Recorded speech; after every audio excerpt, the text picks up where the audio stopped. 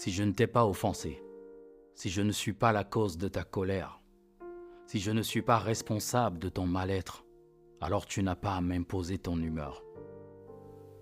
Voilà ce que nous devons dire à toutes ces personnes qui pourrissent l'ambiance à cause d'une offense de laquelle nous ne sommes même pas au courant.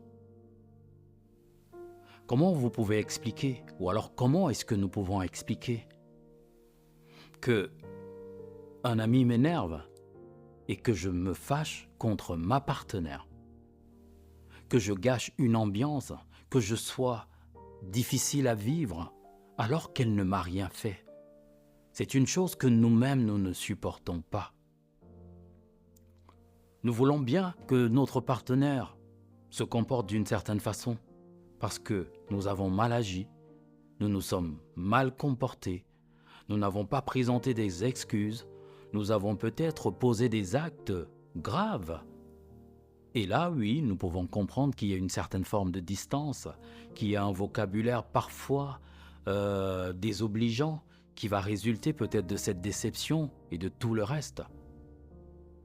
Mais si je ne suis pas responsable de ta frustration, alors tu dois garder ton humeur pour toi. Parce que tu ne vas pas être d'accord que je te fasse vivre un enfer alors que tu ne m'as rien fait. Apprenons à faire la part des choses, s'il vous plaît. Et apprenons à arrêter de prendre l'humeur comme excuse. Vous avez des gens qui vous disent « Ah non, aujourd'hui je ne veux pas sourire, je me suis très mal levé. » Ok, tu sais comment tu t'es levé, mais est-ce que tu sais comment moi je me suis levé?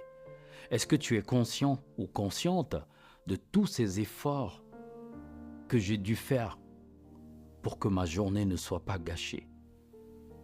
Mais c'est surtout parce que je comprends que tu ne m'as rien fait. Du coup, pourquoi est-ce que j'ai besoin d'être en colère? Pourquoi est-ce que j'ai besoin d'être désagréable alors que tu ne m'as rien fait? Arrêtons d'utiliser le prétexte de l'humeur pour justifier toutes nos sales habitudes, tous nos mauvais comportements. Notre partenaire ne le mérite pas. Notre partenaire ne doit pas être la cible ou alors le dégât collatéral. Au contraire, nous devons protéger cette personne.